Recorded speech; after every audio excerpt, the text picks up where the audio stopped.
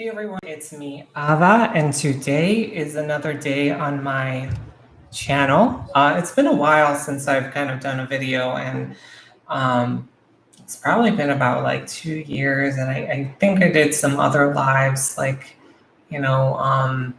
before, and then I deleted them. But I figured I'd just do another live and just check in. And if you guys are coming in, say hello. My name is Ada. I am a transgender woman of Puerto Rican descent. And I like to do videos just educating the trans community and talk about my experience. And one of the videos that I want to do is talk about transitioning at work. And I've transitioned at work before, and it's one of the hardest things you can do as a trans woman because there's a lot of fear and anxiety, because you're just worried of what other people are going to think or whether you're going to lose your job and just compromise your income, And so those are some things that were really important to me when I was transitioning because I was still living at home with my parents and coming out to them, was I going to have a house? Was I going to be kicked out? Another thing was coming out at work, was I going to keep my job? So with that, I had to hide myself. I had to hide and not really say anything. And, it hurt me a lot. And so eventually I gathered up the courage and I came out as trans to my family. And then moving forward, I started, taking hormones and things, and my body was changing. And I presented myself as male before I came out as trans at work, simply because I was just worried and afraid. So for about a year and a half, I presented as male, and then eventually I came out to my employer and just said, "Hey, I'm trans, and I plan on, coming out as trans, and I'm not sure how to go about this, and so they kind of helped me along the way and did like a transition plan, which was nice. But not everybody has that luxury or privilege to have a job that is willing to do something like that. So what's really important is to know your rights in the state or country that you live in. I was fortunate to be living in the United States, which, depending on where you live, can be progressive in terms of trans rights. And so those are some things that you should research, your state, your city, because those are going to determine how much work you're going to put into transitioning at work. Another thing is connect with like local LGBT organizations because they have so many resources. And so these resources can help with documentation, changing your name, changing your ID cards, your social security cards, your birth certificate, also helping you get in touch with doctors for hormones and surgeries and whatnot. Any kind of groups, any kind of community outreach groups that you might want to be a part of. And those are really important because those can help you along the way in terms of moving forward in your transition. Another thing is that, I think you should develop a transition plan because that's really important.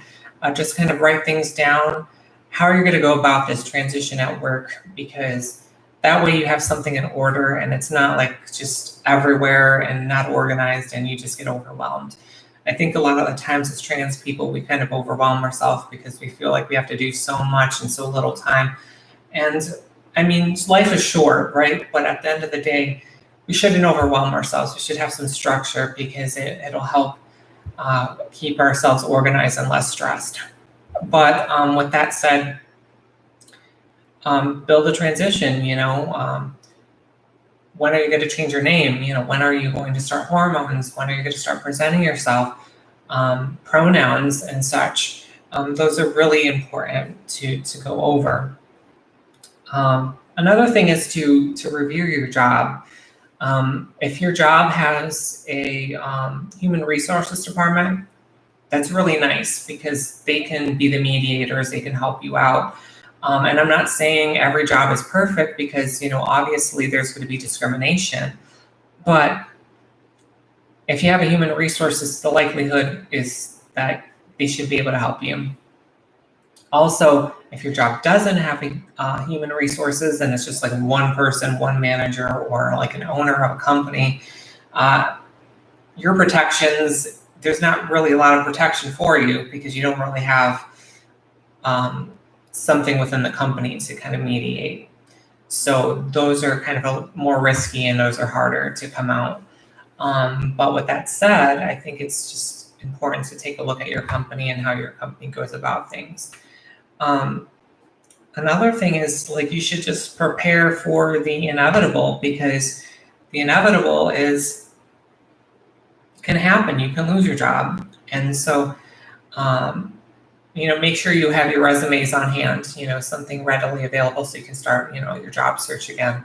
Making sure, you try to save some money and try to make sure you put yourself on employment assistance. So like unemployment assistance. And then just try to reevaluate your situation and try to find people that will help you because a lot of the times we find ourselves alone. Another thing is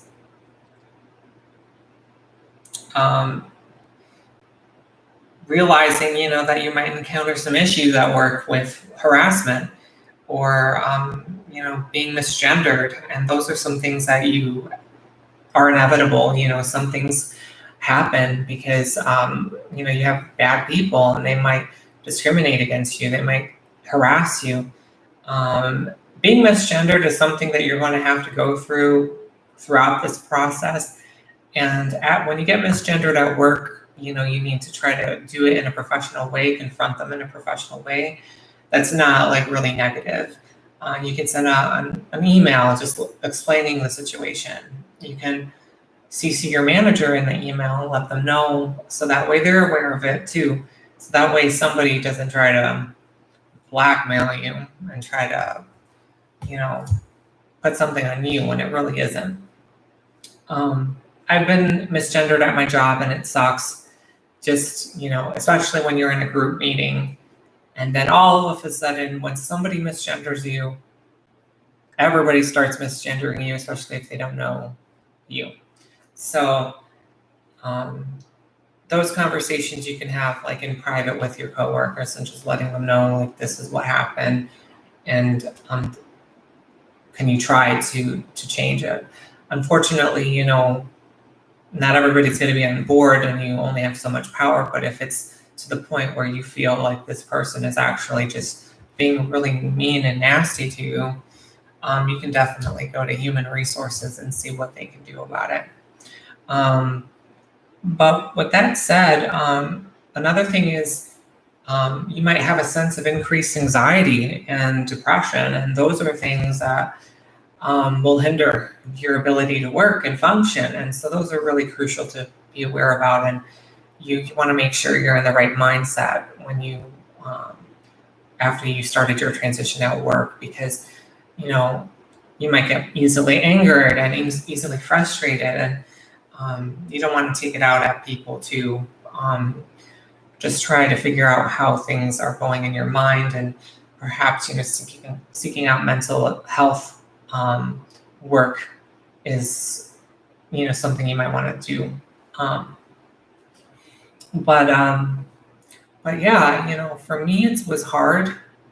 Like I said, I had to hide for about a year and a half and then transition and then just let them know, this is what I'm going to be doing. And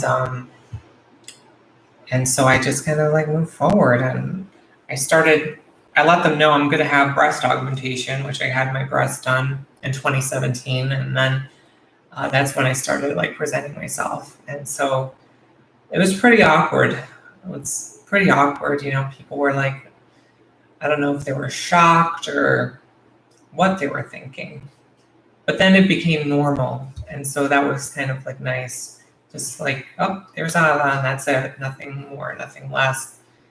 But how I feel about transitioning at work is just terrible.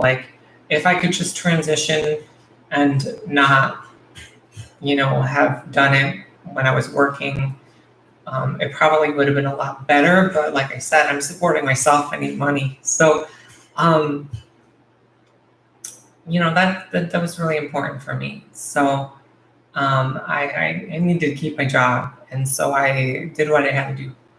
So, yeah. But other than that, if you have questions, you can like comment below and let me know. I really appreciate people, commenting and asking me questions because um, it builds a dialogue, which I feel is important. Um, but yeah, so yeah, that's just pretty much all I had to say. But if you have any questions, feel free to comment. Let me know how you feel, and I will talk to you guys later. All right, bye.